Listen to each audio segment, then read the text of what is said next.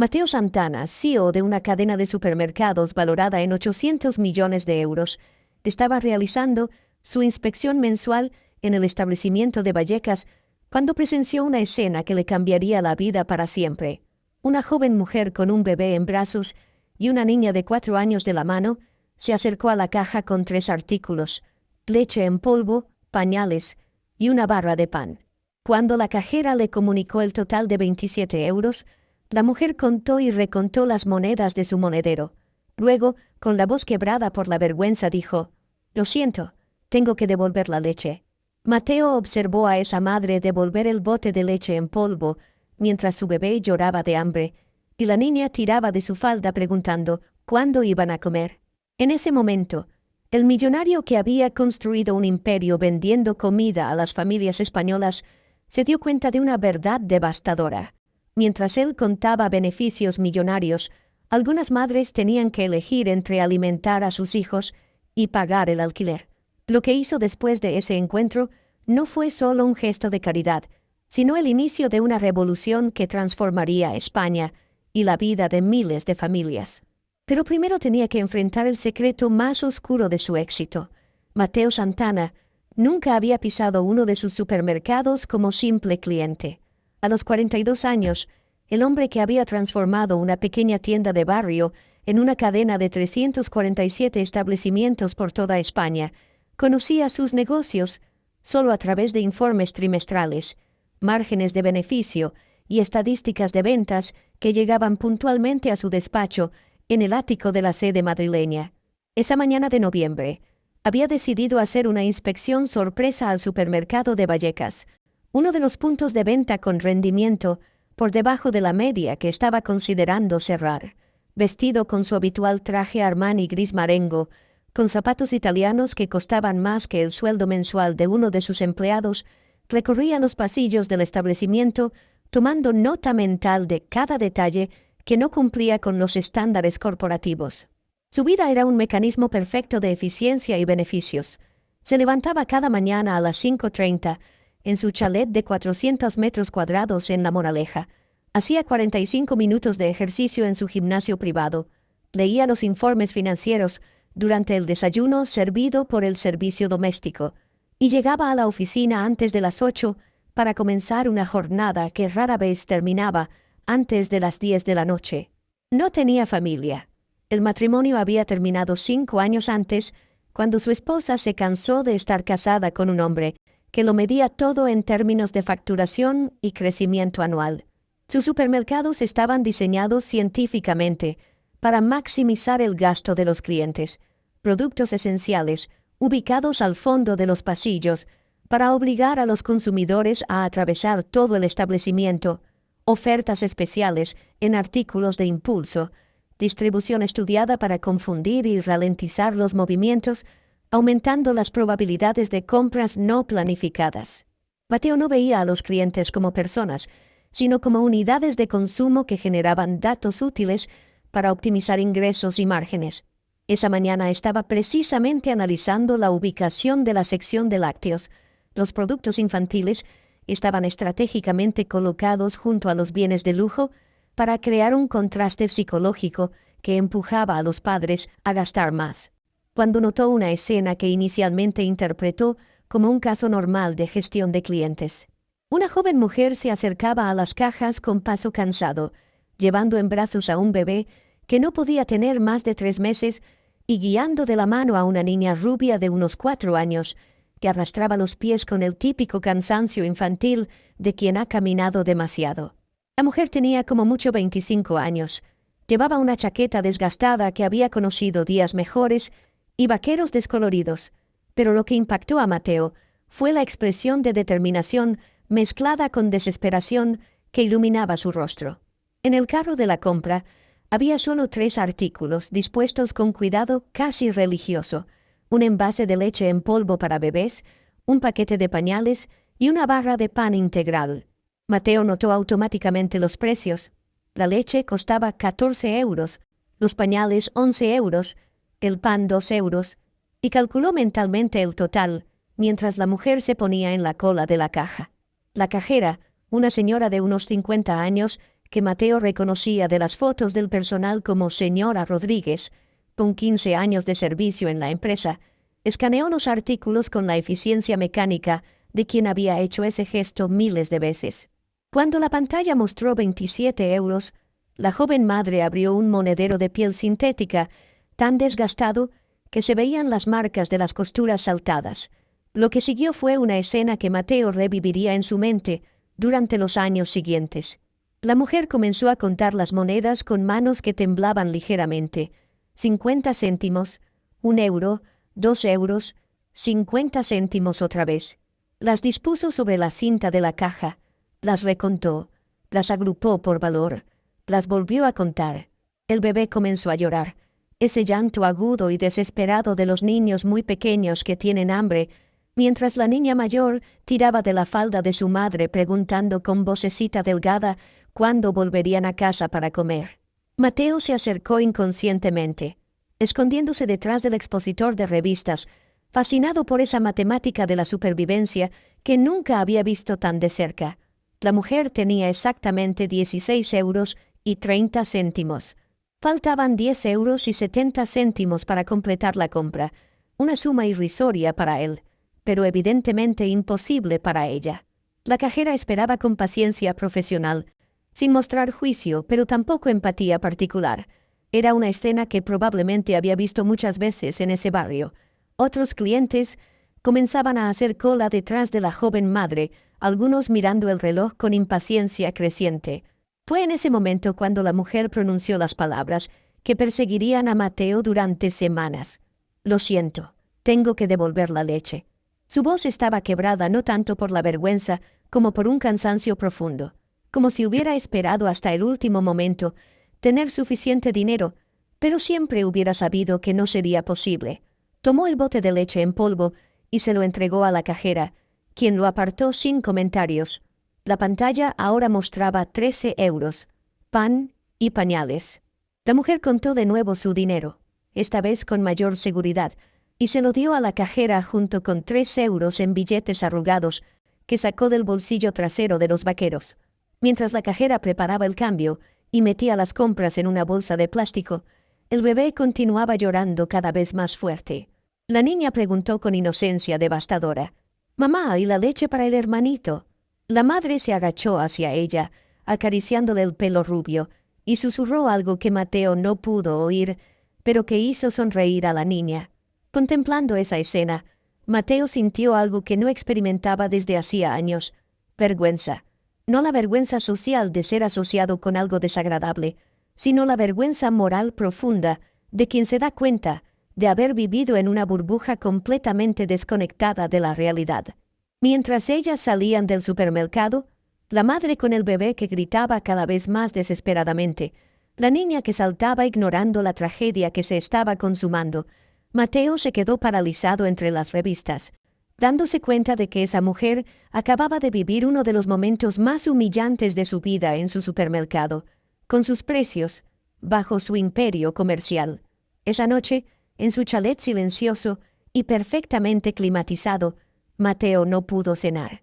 No dejaba de pensar en el llanto de ese bebé, en la pregunta inocente de la niña, en la mirada de esa madre que había tenido que elegir entre alimentar a su hijo y comprar pañales para evitarle irritaciones.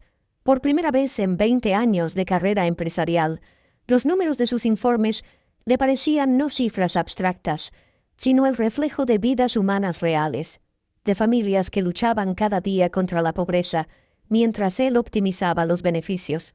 En los días siguientes, Mateo no logró concentrarse en los habituales informes financieros. La imagen de esa madre obligada a devolver la leche continuaba atormentándolo, transformando cada decisión empresarial en un dilema moral. Durante las reuniones del Consejo de Administración, mientras los directivos discutían sobre el aumento de precios para el trimestre siguiente, él veía el rostro de esa niña que preguntaba por la leche para su hermanito. Decidió volver al supermercado de Vallecas, esta vez no como CEO en inspección, sino como observador silencioso de la realidad que había ignorado toda su vida. Se vistió con vaqueros y sudadera, se puso gafas de sol y una gorra de béisbol, y pasó horas en los pasillos del establecimiento estudiando los comportamientos de los clientes con ojos completamente diferentes. Lo que vio lo conmocionó. Madres que calculaban cada céntimo antes de poner algo en el carro, ancianos que comparaban precios durante minutos enteros antes de elegir el producto más económico, familias enteras que se dividían por los pasillos para optimizar el tiempo y encontrar las mejores ofertas. Había construido un imperio vendiendo comida, pero ahora entendía que para muchas personas hacer la compra era una batalla cotidiana contra la humillación de la pobreza. El segundo día de observación, vio de nuevo a la misma mujer. Esta vez estaba sola. Evidentemente había dejado a los niños en algún sitio, y tenía en la mano una lista escrita en un trozo de papel arrugado. La siguió a distancia, mientras recorría el establecimiento con movimientos precisos, sin perder tiempo en pasillos que no le servían. Solo cogió productos en oferta o marcas baratas, controlando cada precio con la atención maníaca de quien no puede permitirse errores.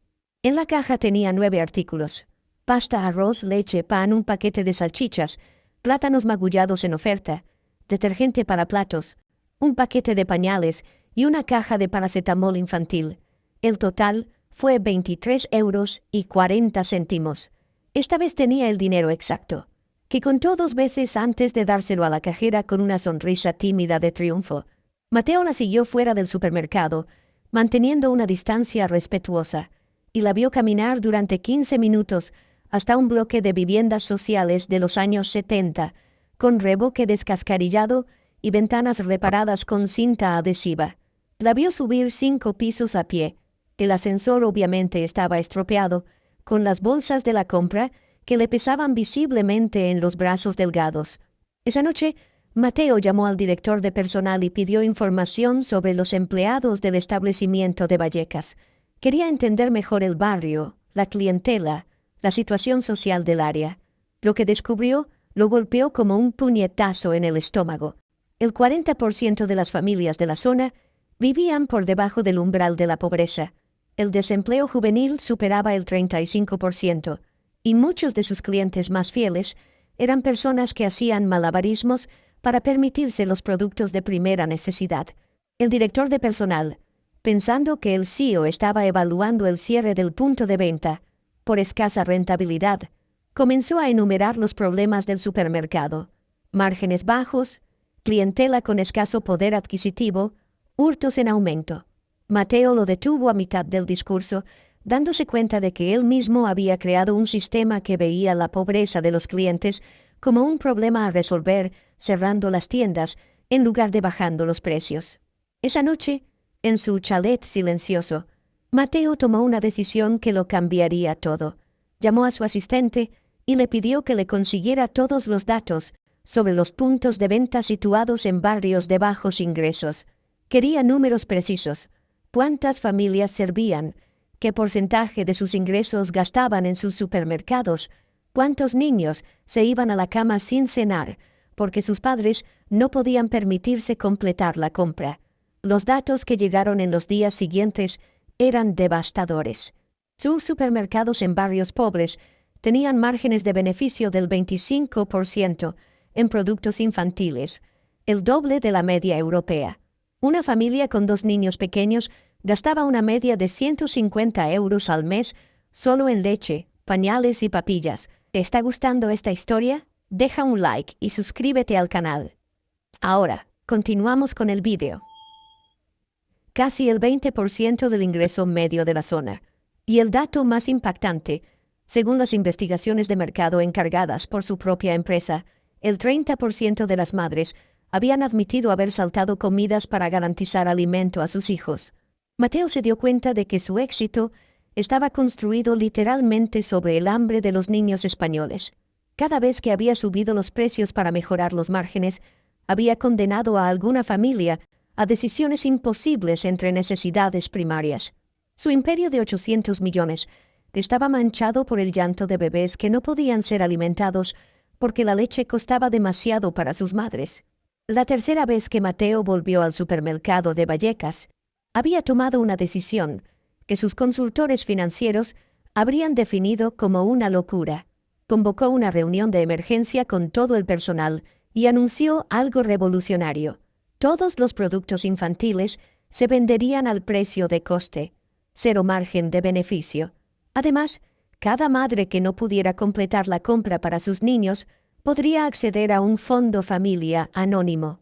El director hizo notar que esto destruiría la rentabilidad. Mateo lo miró a los ojos.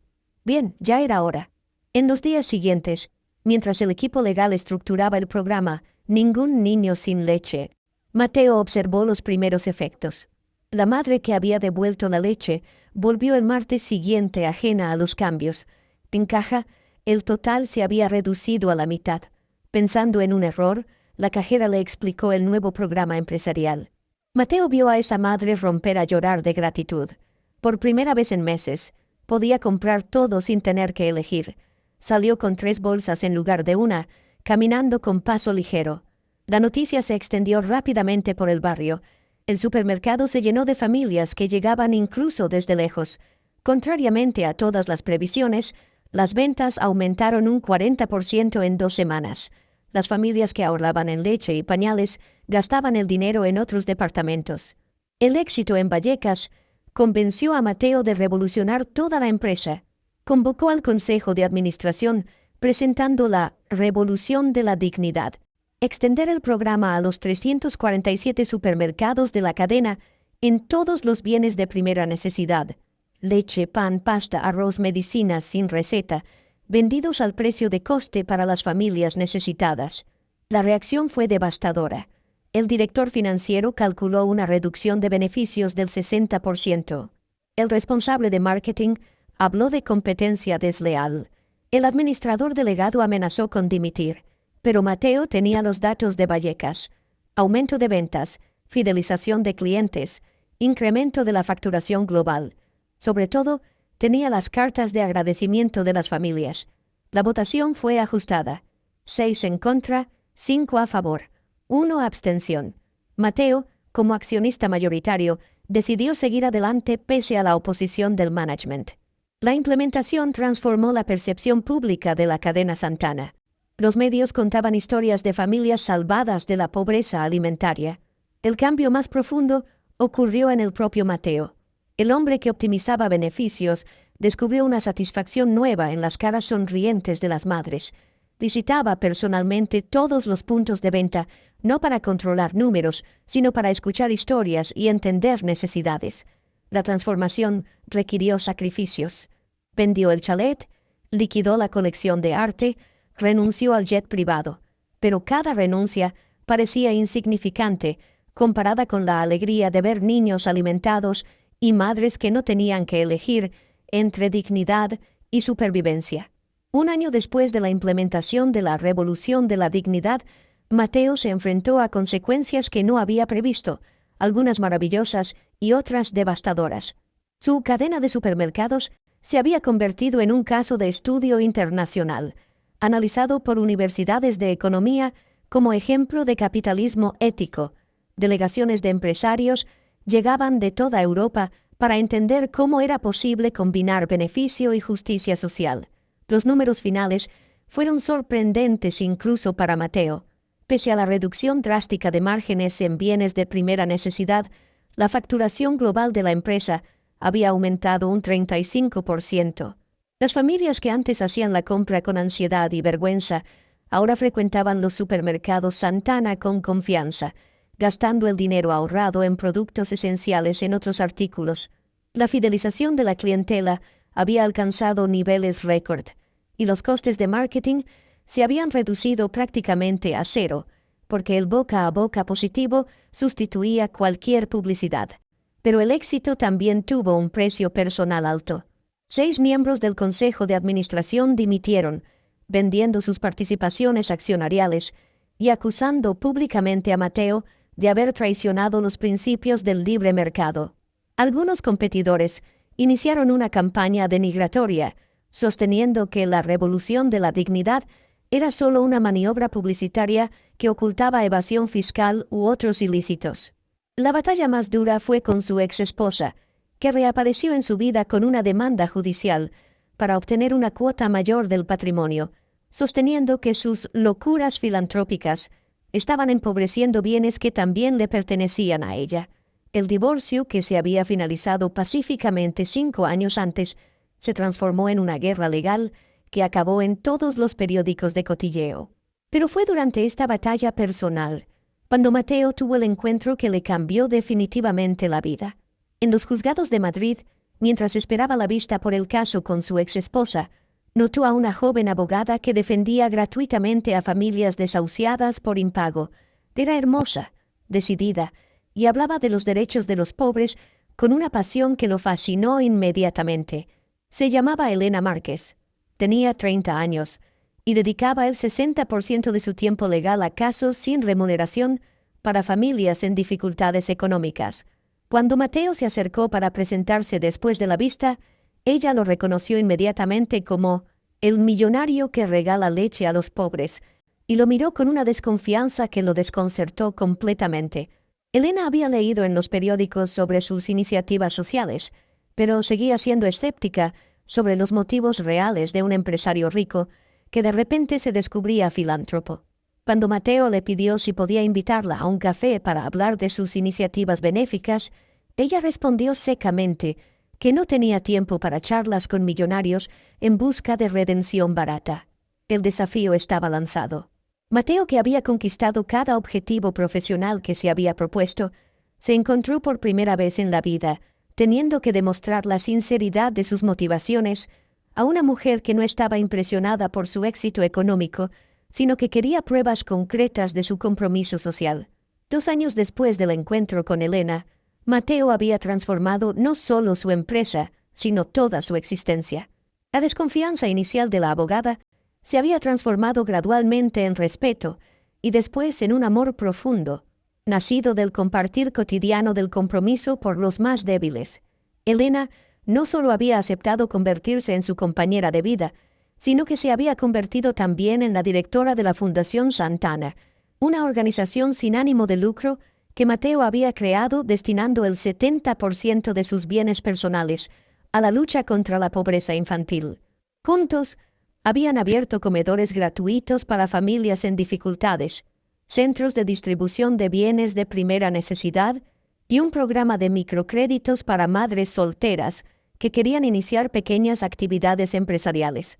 Su matrimonio, celebrado en forma privada en una pequeña iglesia de barrio, en lugar de en la catedral del centro histórico, fue seguido por centenares de familias que se habían beneficiado de sus programas sociales.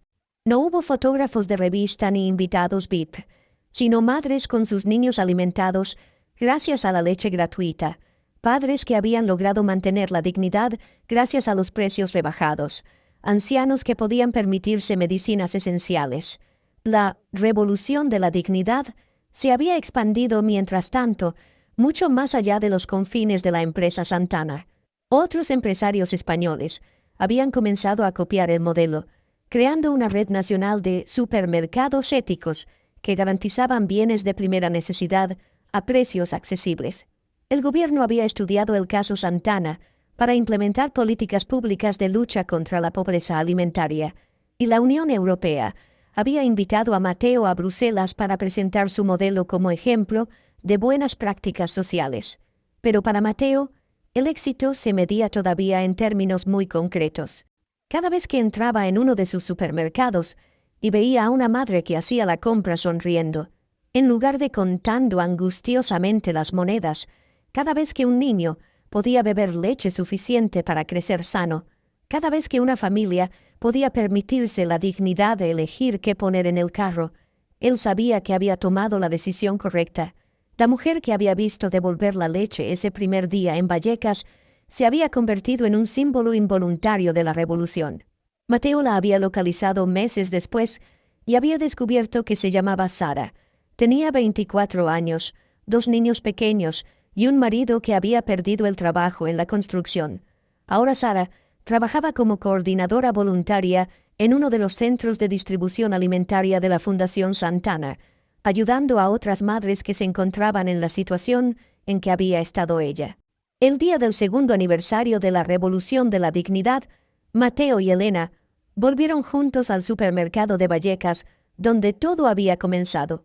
Encontraron a Sara en la caja, ya no como clienta en dificultades, sino como responsable del programa Ningún niño sin leche para todo el barrio. Sus 2 niños, ahora sanos y crecidos, coloreaban detrás del mostrador mientras ella coordinaba la distribución gratuita de productos infantiles. Cuando Sara los vio llegar, corrió a abrazarlos a ambos con lágrimas en los ojos. Les dijo que esa era la familia más extraña del mundo. Un exmillonario, una abogada de los pobres y una madre soltera que se había convertido en su hermana del corazón, pero también la más verdadera que había conocido nunca. Esa noche, en su casa modesta pero llena de amor, Mateo y Elena miraron juntos las fotos del día. En una de ellas se les veía a los 3, Sara, Elena y Mateo, rodeados de decenas de niños que comían helados gratuitos en el patio del supermercado. Todos sonreían, todos parecían felices, todos formaban parte de una revolución que había demostrado una verdad simple. Cuando la riqueza se pone al servicio del amor en lugar de la codicia, no se vuelve más pobre sino infinitamente más rica. Mateo abrazó fuerte a Elena mirando esa foto, pensando en cómo la vista de una madre obligada a devolver un bote de leche había cambiado no solo su empresa, sino su alma. Había perdido millones de euros en beneficios, había renunciado al lujo desenfrenado, había afrontado batallas legales y críticas feroces, pero había ganado algo inestimable, la certeza de haber transformado su vida de un éxito vacío en un amor lleno de significado. Y cada noche, antes de dormirse junto a la mujer que había elegido amarle no por lo que poseyera, sino por lo que donaba, Mateo pensaba en todos los niños que esa noche se dormían con el estómago lleno gracias a su revolución. Era ese el dividendo más alto que su vida hubiera producido jamás. Dale me gusta si crees que el verdadero éxito se mide en vidas cambiadas, no en beneficios. Comenta con el momento de la historia que más te ha impactado. Comparte para inspirar a otros empresarios a poner la humanidad antes que el dinero. Suscríbete para más historias de transformación y justicia social. A veces basta ver a una madre devolver leche para entender que tu imperio está construido sobre el hambre de los niños. A veces la verdadera revolución empieza cuando eliges perder dinero para hacer ganar dignidad. Y a veces el amor más grande nace cuando 2 personas deciden juntas cambiar el mundo, una familia a la vez, porque la riqueza verdadera no se cuenta en el banco, sino en las sonrisas de quien ya no tiene que elegir entre comer y vivir.